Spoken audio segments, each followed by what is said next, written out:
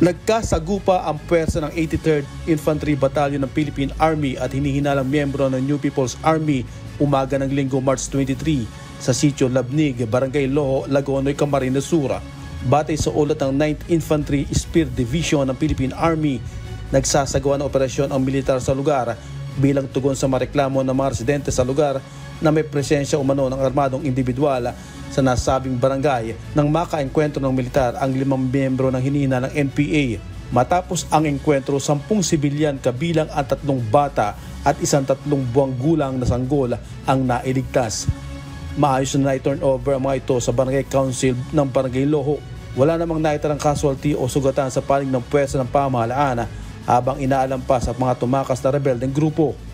Na-recover ng mga otoridad ang 3 pirasong bag, 13 piraso ng bala, 2 piraso ng improvised explosive device o IED at iba pa. Patuloy naman na nakalerto ang pwersa ng gobyerno tungkol sa nangyaring engkwentro at sa mga tumakas na miyembro ng NPA. Jerry Galicia, humahataw sa Balita Ngayon.